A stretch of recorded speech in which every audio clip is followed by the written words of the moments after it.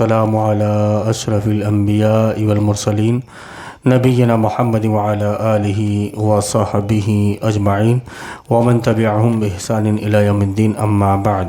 أعوذ بالله من الشيطان الرجيم. بسم الله الرحمن الرحيم. فمن يكفر بالطاغوت ويؤمن بالله فقد استمسك بالعروة الوثقى لا انفصام لها والله سميع عليم. معزز سامعین، ابھی آپ کے سامنے ایک سلسلہ چل رہا ہے، طاغوت، اس کی پہچان، اس کا حکم اور اس کے ساتھ برتاؤ.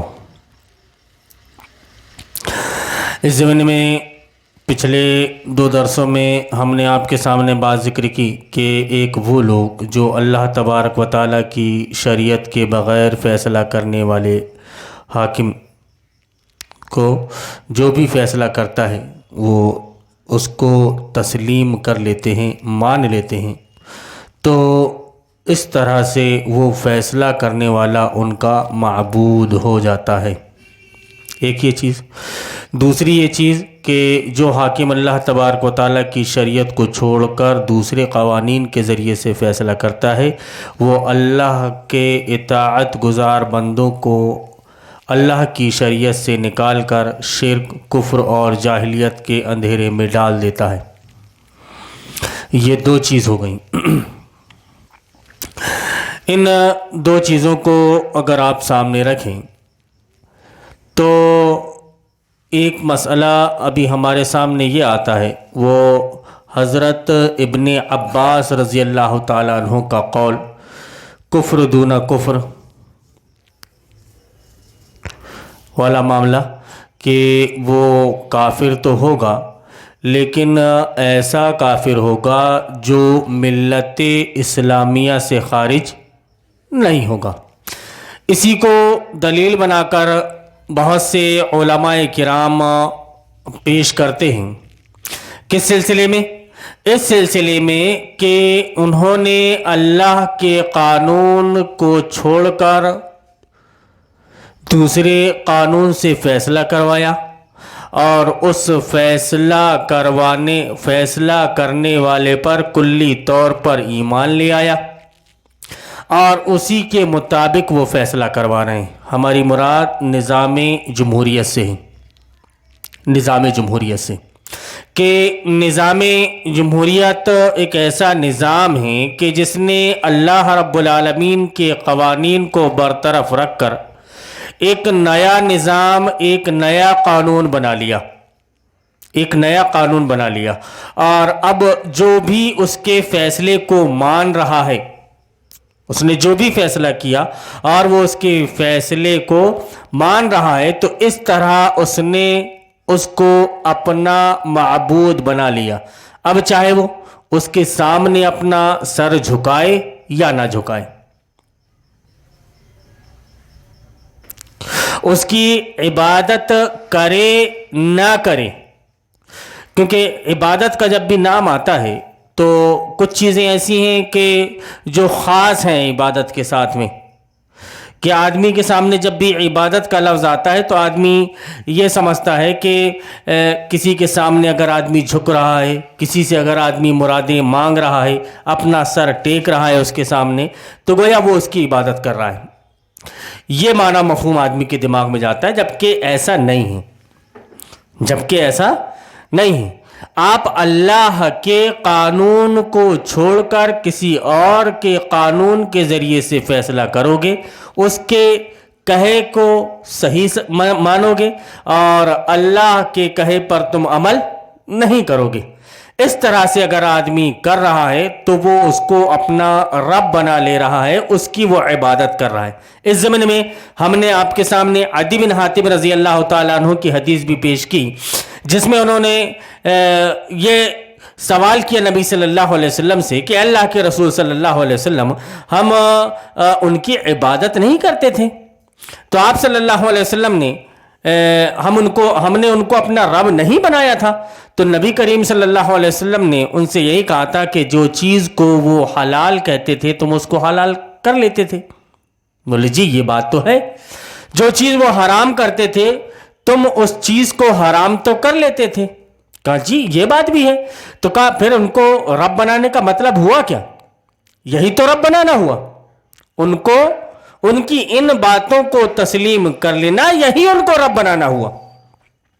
اب اللہ کے قانون کو چھوڑ کر کسی کی بات کو آپ تسلیم کر لے رہے ہیں, کسی کی بات کو اگر آپ مان لے رہے ہیں تو اللہ کے خلاف, اللہ کے اگینسٹ میں آپ نے اس کو اپنا رب بنا لیا. جبکہ آپ کا رب کون ہے؟ اللہ. جبکہ آپ کا خالق, مالک, رازق کون ہے؟ اللہ. آپ کو کس کے احکام کو بجا لانا ہے؟ اللہ رب العالمین کے. اللہ رب العالمین جیسا بول رہا ہے آپ کو ویسا کرنا ہے, اس کے علاوہ آپ کو کچھ نہیں کرنا ہے. یہ ایک مومن کی بات ہوتی ہے. کیوں کہ جیسے ہی ایک بندہ مومن ہوا, جیسے ہی ایک بندہ مومن ہوا یا اس کا یہ دعویٰ ہے کہ میں نے ایمان لے آیا, تو اب وہ مقید ہو گیا کچھ چیزوں میں, کچھ چیزوں میں بند گیا, کچھ چیزوں میں جکڑ گیا. وہ اب وہ اپنی مرضی کے مطابق کچھ نہیں کر سکتا. جیسا وہ چاہ رہا ہے ویسا نہیں کر سکتا. وہ کیوں نہیں کر سکتا؟ اس کی وجہ ہے کہ اللہ رب العالمین نے اس کو ویسا کرنے سے منع کیا ہے. کیونکہ نبی کریم صلی اللہ علیہ وسلم نے بیان فرمایا کہ ایاکم والامانی التی تضل اہلها, کہ خواہش پرست سے بچو, کیونکہ خواہش پرست کو ہلاک اور برباد کر دیتی ہے. علامہ ناصر الدین البانی نے سلسلۃ الحدیث الصحیحہ کے اندر اس حدیث کو ذکر کیا. تو یہاں پر خواہشات کے مطابق سب, جیسا کہ ہم نے پچھلے درسوں میں بھی آپ کے سامنے ذکر کیا کہ یہاں پر اگر اللہ کے قانون کو پاس کروانا ہے تو اسے اتنے ہی مراحل سے گزرنا پڑے گا جتنی ایک عام آدمی کی بات کو, ایک طوائف کی بات کو. طوائف اگر کسی چیز کو منوانا چاہتی ہیں تو جیسا پروسیس میں اس طوائف کی بات کو لایا جائے گا ویسے ہی اللہ کی بات کو بھی لایا جائے گا. گویا اللہ رب العالمین کا قرآن کو نازل کرنا, جبرائیل امین کا لے کر اترنا, نبی کریم صلی اللہ علیہ وسلم کے پاس پہنچانا اور آپ صلی اللہ علیہ وسلم کا اسے بیان کرنا, اور آپ صلی اللہ علیہ وسلم کے لکھوائے, آپ نے جیسا اس کو وہی نازل ہوئی آپ نے لکھوا دیا, اس کو یہاں لکھو, اس کو یہاں لکھو, اس کو یہاں لکھو. گویا ایک کتاب کی شکل میں وہ ہمارے سامنے موجود ہے قرآن. کہ قرآن میں بھی اس کا موجود ہونا اس بات کی دلیل نہیں ہے کہ وہ قانون بن سکتا ہے جب تک کہ ایک انسان اس کو پاس نہ کر دے. تو یہ سب طاغوت کے زمرے میں آئیں گے اور اس کا انکار ہر مسلمان پر فرض ہے. ہاں, اس سے پہلے ہم نے جو آپ کے سامنے بات کی تھی, جو بات ہم نے آپ کے سامنے رکھی تھی, عبداللہ ابن عباس رضی اللہ تعالیٰ عنہ کا وہ قول کہ یہ کفر دونا کفر ہوگا, کفر دونا کفر ہوگا. یہ کفر دونا کفر کب ہوگا, کب ہوگا اس کی بھی وضاحت کی تھی ہم نے. کچھ باتیں ہم اس سلسلے میں آپ کے سامنے ابھی رکھ دیں کہ یہ کفر دونا کفر اس وقت ہوگا کہ حاکم ایسا ہے جو اللہ کے قانون, اللہ کے نازل کردہ قانون کے مطابق ہی فیصلہ کرنا چاہتا ہے اور کوئی دوسرا فیصلہ کرنا وہ نہیں چاہتا. لیکن ہوتا ہے کہ کبھی انسانی خواہشات غالب آ جاتی ہے اور کوئی ایک فیصلہ اس کا بدل گیا. بہرحال وہ فیصلہ بھی اللہ کے قانون کے خلاف ہوا, لیکن اس کا مزاج یہ ہے کہ اللہ کے قانون کے مطابق فیصلہ ہونا چاہیے اور وہ کر رہا ہے ویسا, اللہ کے قانون کے مطابق فیصلہ کر رہا ہے. لیکن کسی ایک مسئلے پر ایسا ہو گیا کہ اس نے کبھی کر دیا تو اس کا شمار کفر دونا کفر میں ہوگا. لیکن ایک وہ آدمی جو اللہ کے قانون کو بدل ہی دے, جیسے دبئی وغیرہ کے سلسلے میں ابھی پچھلے درسوں میں نے آپ کے سامنے بات رکھی تھی کہ وہاں پر اگر 14 سال کا لڑکا اور لڑکی آپس میں اگر لیونگ ریلیشن شپ قائم کرتے ہیں تو ان کے اوپر حد نافذ نہیں ہوگی. باضابطہ آپ نے ایک قانون بنا دیا, باضابطہ آپ نے ایک قانون بنا دیا. شراب جو پیے گا اس کو کوڑے نہیں لگائے جائیں گے, باضابطہ آپ نے ایک قانون بنا دیا اللہ کے قانون کو, اللہ کے قانون کے اگینسٹ میں. اب کون سی چیز اس میں آپ کی آڑے آئی یہ آپ جانے, لیکن اس کو آپ نے ایک قانون بنا دیا, ایک سسٹم بنا دیا.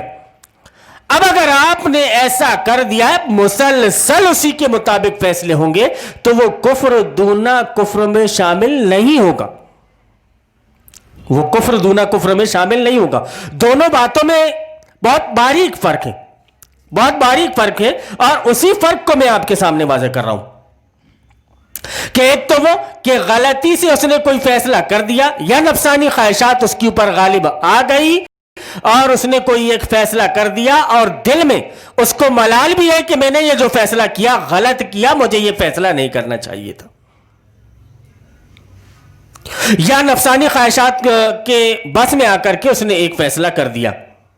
اب آگے کے جو بھی وہ فیصلے کرے گا، گرچہ وہی معاملہ اس کے سامنے کیوں نہ آئے، وہ کتاب اللہ سنت رسول اللہ کے مطابق کرے گا تو اس کا شمار کفر دونا کفر میں ہوگا۔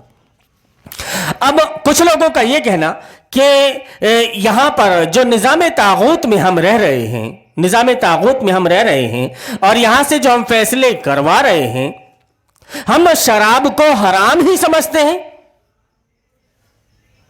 گمراہ کرنے کے لیے۔ آپ کو گمراہ کرنے کے لیے کون سی بات پیش کرتے ہیں کہ ہم نظام طاغوت کی ساری باتوں کو نہیں مانتے، اللہ نے جو حلال کیا ہے اس کو حلال مانتے ہیں اور جو حرام کیا ہے اس کو حرام مانتے ہیں، ہم سودی کاروبار کو نہیں مانتے حلال، غلط سمجھتے ہیں ہم اسے۔ اس کے ساتھ ساتھ میں یہ کہ رشوت کا لین دین ہم غلط سمجھتے ہیں اسے، شراب کے لائسنس یا شراب پینا ہم حرام سمجھتے ہیں اسے۔ گویا شریعت میں جو جو چیزیں بھی حرام قرار دی گئی ہیں ہم اسے حرام سمجھتے ہیں، لیکن اس کے بعد بھی اب اگر ہم فیصلہ کروانے کے لیے اس کے پاس جا رہے ہیں تو یہ غلط نہیں ہے کیونکہ ہماری ضرورت ہے۔ یہ کیسے جا سکتے ہو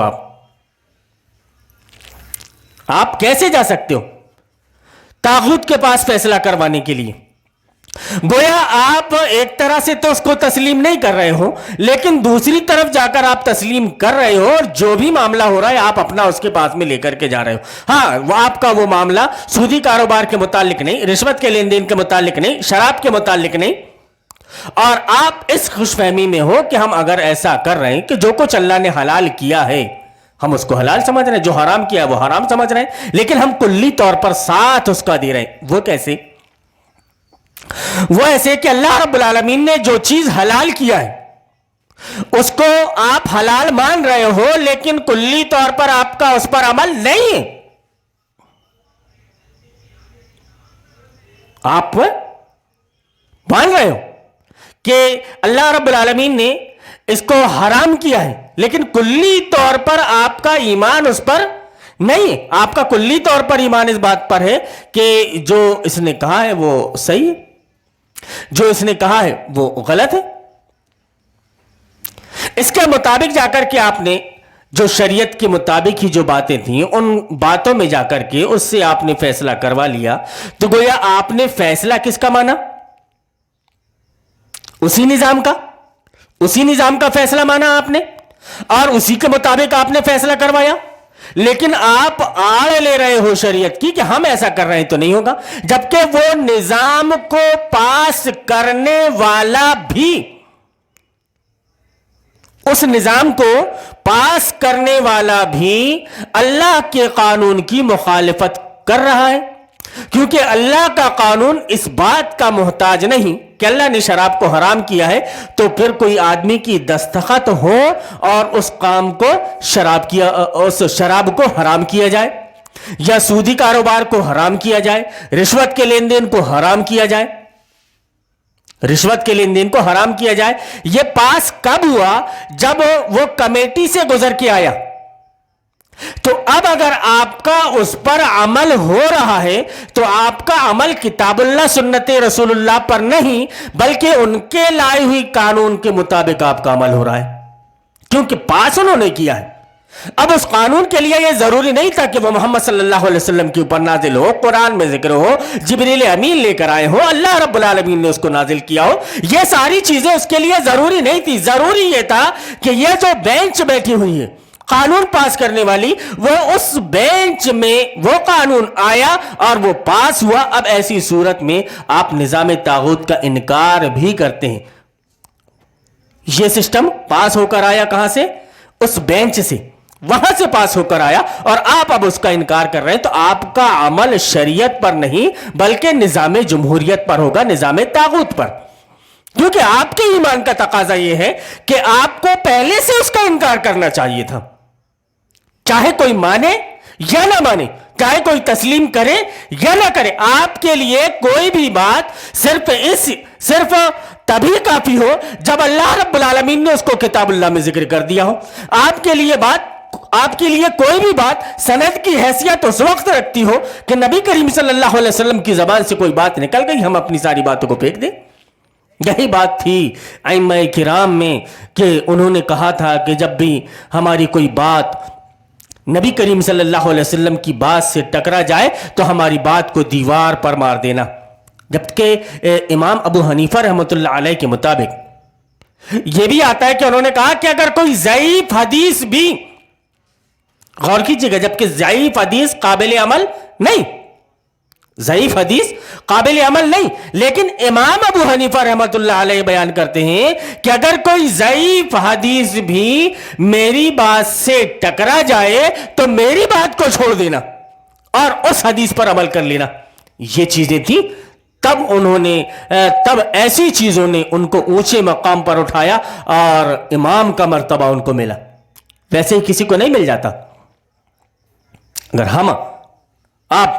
اگر اللہ اور اس کے رسول کے احکام کے مطابق فیصلے کر رہے ہیں اپنی زندگی میں، اور جب کبھی اگر کوئی معاملہ ایسا آ جاتا ہے کہ ہم کو پتہ چلا کہ کتاب اللہ میں یہ مذکور ہے لیکن اور سنت رسول اللہ میں یہ مذکور ہے، نبی صلی اللہ علیہ وسلم نے اس سلسلے میں ایسا فیصلہ کیا ہے، ایسی باتیں کی ہیں، لیکن ہمارا فیصلہ اس کی مخالفت میں، جیسی کوئی بات ہمارے سامنے آتی ہے ہمارے اوپر یہ فرض ہوتا ہے کہ ہم اپنی بات کو فوراً واپس لے لیں۔ کیوں؟ کہ اب نبی صلی اللہ علیہ وسلم کا فرمان ہمارے سامنے آ گیا، اس سے پہلے نبی صلی اللہ علیہ وسلم کا فرمان ہمارے سامنے موجود نہیں تھا، اب آپ صلی اللہ علیہ وسلم کا فرمان ہمارے سامنے آ گیا تو ہمارے لیے یہ ضروری ہو گیا کہ ہم آپ صلی اللہ علیہ وسلم کے فرمان پر عمل کریں۔ یا کتاب اللہ کی کوئی آیت جو ہماری نظروں کے سامنے گزری تو تھی لیکن ہمیں سمجھ میں نہیں آئی تھی، لیکن اب ہمیں سمجھ میں آ گئی ہے، تو پہلے کا جو ہمارا قول تھا اس قول سے ہمیں یہ کہنا چاہیے کہ میں اپنے اس قول اپنے اس قول سے رجوع کرتا ہوں، لوٹ جاتا ہوں میں، نہیں، اصل بات تو یہ ہے۔ تب اس صورت میں آپ کو اللہ رب العالمین معاف فرمائے گا، جیسا کہ حافظ ابن کثیر رحمۃ اللہ علیہ نے ذکر کیا ہے کہ جب تک کہ وہ آدمی اللہ کی کتاب کے مطابق فیصلے نہ کروانے لگے، جب تک اللہ کی کتاب کے مطابق فیصلے نہ کروانے لگے وہ واجب القتل ہے، وہ کافر ہے، واجب القتل ہے۔ لیکن اب وہ پلٹ گیا، توبہ کر لیا اس نے اور پلٹ گیا اللہ رب العالمین کی طرف اور اس کے احکام کے مطابق وہ فیصلے کروانے لگا، تو ایسی صورت میں اللہ رب العالمین اسے معاف کر سکتا ہے۔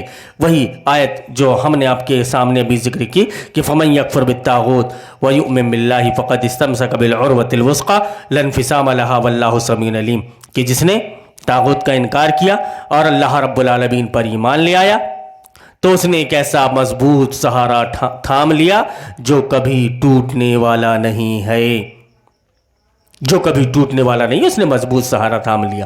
تو یہ دو چیزیں جو اس سے پہلے ہم نے آپ کے سامنے ذکر کی تھیں، ایک ان لوگوں کے بارے میں کہ اللہ کی شریعت کے بغیر فیصلہ کرنے والے حاکم جو بھی فیصلہ کرتا ہے اور لوگ اس کی بات کو مان لیتے ہیں تو وہ اس کو اپنا معبود بنا لیتے ہیں، ایک چیز، اور دوسری چیز یہ ذکر کی تھی کہ جو حاکم اللہ تبارک و تعالیٰ کی شریعت کو چھوڑ کر دوسرے قوانین کے ذریعے سے فیصلے کرتا ہے وہ اللہ تعالیٰ کے اطاعت گزار بندوں کو اللہ کی شریعت سے نکال کر شرک و کفر اور جاہلیت کے اندھیرے میں ڈال دیتا ہے۔ اس سلسلے میں ہم نے آیت ذکر کی تھی کہ والذین کفروا اولیاؤہم الطاغوت یخرجونہم من النور الی الظلمات اولئک اصحاب النار هم فیہا خالدون، کہ اور کافروں کے لیے اولیاء طاغوت ہیں، کافروں کی اولیاء طاغوت ہیں جو انہیں روشنی سے نکال کر اندھیروں کی طرف لے جاتے ہیں، یہ لوگ اہل دوزخ ہیں جو ہمیشہ اسی میں رہیں گے۔ اس سے پہلے اللہ رب العالمین نے ذکر کیا اللہ ولی الذین آمنوا، اللہ رب العالمین کس کا ولی ہے؟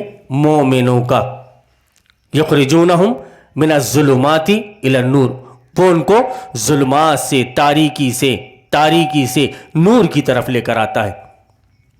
نبی کریم صلی اللہ علیہ وسلم نے وہی بیان فرمایا کہ ایک لمبی حدیث ہے جس کو علامہ ناصر الدین البانی نے سلسلۃ الاحادیث الصحیحہ کے اندر ذکر کیا ہے، جلد نمبر 6 حدیث نمبر 2865 میں، کہ سیدنا عبداللہ ابن عباس رضی اللہ تعالیٰ عنہ سیدنا عمر بن خطاب سے روایت کرتے ہیں کہ رسول اکرم صلی اللہ علیہ وسلم نے فرمایا کہ میں تم لوگوں کو آگ سے بچانے کے لیے تمہیں کمروں سے پکڑ رہا ہوں، لیکن تم پتنگوں اور اڑتی ہوئی ٹڈیوں کی طرح اس میں خود زبردستی گھسنا چاہتے ہو۔ ممکن ہے کہ میں تمہارے کمروں کو چھوڑ دوں۔ یاد رکھو کہ میں حوض کوثر پر تمہارا پیش رو ہوں گا، تم میرے پاس متحد ہو کر اور منتشر ہو کر دونوں صورتوں میں آؤ گے۔ میں تمہیں تمہارے ناموں اور علامتوں سے ایسے پہچان لوں گا جیسے کوئی آدمی اپنے اونٹوں میں گھسنے والے اجنبی اونٹ کو پہچان لیتا ہے، لیکن تمہیں بائیں طرف سے دھتکار دیا جائے گا، اور میں تمہارے لیے جہانوں کے پالنہار سے اپیل کرتے ہوئے کہوں گا کہ اے میرے رب میری امت کو بچاؤ۔ جواباً کہا جائے گا کہ تم نہیں جانتے کہ ان لوگوں نے تمہارے بعد کون کون سی بدعات رائج کر دی تھیں، تیرے بعد انہوں نے الٹے پاؤں چلنا شروع کر دیا تھا۔ میں تم میں سے کسی کو اس حال میں نہ دیکھوں کہ اس نے ممیاتی ہوئی بکری اٹھا رکھی ہو اور یہ آواز دے رہا ہو کہ اے محمد میری معاونت کرو، اور میں کہوں گا کہ میں تیرے لیے اللہ تعالیٰ سے کسی چیز کا مالک نہیں ہوں، میں نے تو تیرے تک پیغام پہنچا دیا تھا۔ نبی کریم صلی اللہ علیہ وسلم نے یہ بیان فرمایا کہ بھئی آپ تک کی تو پیغام پہنچ گیا۔ اب یہ بتائیے کہ صرف ان لوگوں کا حال جو بدعات اور خرافات رائج کر دیتے ہیں، ان کا یہ حال ہوگا کہ نبی کریم صلی اللہ علیہ وسلم کہہ رہے ہیں کہ نہیں تم دور ہو جاؤ۔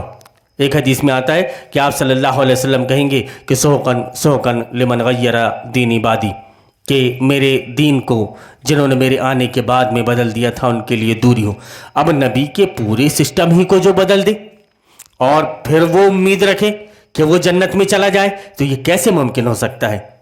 کیسے ممکن ہو سکتا ہے؟ ایک وہ آدمی جس کی زندگی پوری نبی کریم صلی اللہ علیہ وسلم کے احکام کے مطابق کی مخالفت میں گزر رہی ہو، پھر اللہ رب العالمین سے وہ امید رکھے کہ اللہ رب العالمین اسے جنت میں جگہ دے گا، جہنم میں اسے نہیں پہنچائے گا، تو یہ کیسے ہو سکتا ہے؟ تعصی الالہ وانت تظہر حبہ، کہ تو اللہ کی نافرمانی کرتا ہے لیکن حال یہ ہے کہ تو اس کی محبت جتاتا ہے۔ ایسا نہیں ہے۔ ان المحب لمن يحب لمطیع لو کان حبک صادقا لاطعتہ ان المحب لمن يحب لمطیع، کہ اگر تیری محبت سچی ہوتی تو تو اس کی اطاعت کرتا۔ اسی بات سے یہ ثابت ہوتا کہ تیری محبت اس سے سچی ہے، لیکن تیری محبت اس سے سچی نہیں تھی۔ تو ایمان تو اس پہ لایا تھا لیکن بات غیر اللہ کی مانتا تھا، ایمان تو اس پہ لایا تھا لیکن کسی اور کے کہنے پر چلتا تھا۔ تو کسی اور کے کہنے پر چل کیسے سکتا ہے؟ کہ تو کسی اور کی اطاعت کر کیسے سکتا ہے؟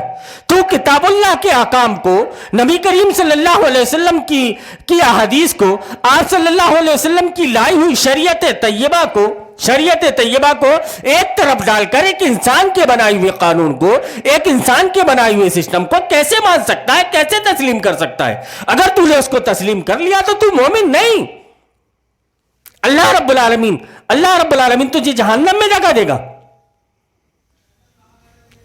تجھے شیطان نے اچک لیا، اور شیطان کے جو پیروکار ہیں، جو شیطان کے ماننے والے ہیں، اللہ رب العالمین ان کو شیطان کے ساتھ جہنم میں جگہ دے گا۔ اس نے کیونکہ اللہ رب العالمین سے وعدہ کیا تھا کہ اللہ رب العالمین تو مجھے مہلت دے دے، قیامت تک کی مہلت دے دے، میں تیرے بندوں کو گمراہ کر دوں گا۔ تو اللہ رب العالمین نے کہا کہ ہاں ٹھیک ہے، تجھے اجازت ہے۔ شیطان نے بھی کہا کہ اللہ عبادک منہم المخلصین، کہ اللہ رب العالمین میں بہکا تو دوں گا لیکن جو تیرے نیک بندے ہیں، جو تیرے مخلص بندے ہیں، میں ان کو بہکا نہیں سکوں گا۔ تو ظاہر سی بات ہے ہم نے اور آپ نے کوشش یہ کرنی ہے کہ ہمارا شمار نیک بندوں میں ہو۔ شیطان بہکانے کے لیے کتنے ہی راستے یا کتنے ہی راؤنڈ لگا کر ہمارے پاس کیوں نہ آئے، ہم بہکنے سے بچ جائیں، تبھی تو ہم جہنم میں جانے سے بچ سکتے ہیں، तभी तो इस हदीस का मतलब जो मैंने आपके सामने जिक्र किया कि तुम जहन्नम के गले के करीब चले गए थे, गिरने वाले थे, मैं तुम्हारी कमर पकड़ पकड़ कर खींच रहा था कि किसी तरह तुम जहन्नम में जाने से बच जाओ। ये नबी के हर उम्मती की जिम्मेदारी है कि जिस तक भी ये बात पहुंच गई है वो पहुंचाए दूसरों तक के ये बात, और अपने भाई को जहन्नम की आग में जाता हुआ वो ना देखे, इस्लाह करे उसकी, उसको समझाए कि नहीं मेरे भाई तुम ऐसा नहीं कर सकती।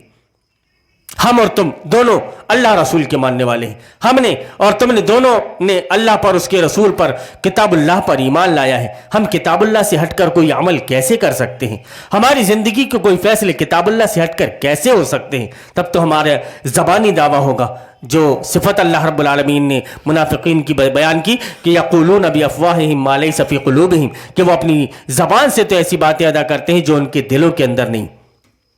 इसीलिए हम अल्लाह रब्बुल आलमीन से दुआ करेंगे कि रब्बना ला तुज़िग़ क़ुलूबना बअद इज़ हदैतना। अल्लाह रब्बुल आलमीन हमारे दिलों को तू फेर ना दीजिए, हमारे दिलों में टेढ़ पैदा ना कर दीजिए हिदायत देने के बाद में। अल्लाह रब्बुल आलमीन तू हिदायत देने वाला है, हमें दीन इस्लाम पर कायम दायम रख। अल्लाह रब्बुल आलमीन हमारा अगर ख़ात्मा हो तो दीन इस्लाम पर हो जो तुझे मतलूब है, और तूने बयान फरमाया कि वला तमूतुन्ना इल्ला व अंतुम मुस्लिमून। इसलिए हम अल्लाह रब्बुल आलमीन से दुआ करते हैं कि अल्लाह रब्बुल आलमीन हमें इन बातों पर अमल करने की तौफीक दे, और इस बात की भी तौफीक दे कि हम तक ये बात पहुंच चुकी है, अब हम ये बात दूसरों तक पहुंचाएं और उनको बताएं कि सही क्या है, गलत क्या है। अल्लाह रब्बुल आलमीन हमारे भाई जो राह रास्त से भटक गए हैं उन्हें तौफीक दे कि वो राह रास्त पर आ जाएं, तुझ पर ईमान ले आएं और तेरे अहकाम के मुताबिक अपनी ज़िंदगी गुजारें। अल्लाहुम्मा अरिनल हक़्क़ हक़्क़न वरज़ुक़ना इत्तिबाअह व अरिनल बातिला बातिलन वरज़ुक़ना इज्तिनाबा। आमीन या रब्बल आलमीन। लोगों का रद्द कबूल हरगिज़ हक़ व बातिल का मेयार नहीं है। लोगों की अक्सरियत अगर अंधेरों में भटकना और ठोकरें खाना चाहती है तो खुशी से भटके और ठोकरें खाती रहे। हमारा काम हर हाल अंधेरों में चिराग जलाना ही है, और हम मरते दम तक यही काम करते रहेंगे। हम इससे खुदा की पनाह मांगते हैं कि हम भटकने या भटकाने वालों में शामिल हो जाएं। खुदा का ये एहसान है कि उसने हमें अंधेरों में चिराग जलाने की तौफीक बख्शी। इस एहसान का शुक्र यही है कि हम चिराग जलाते जलाते मर जाएं।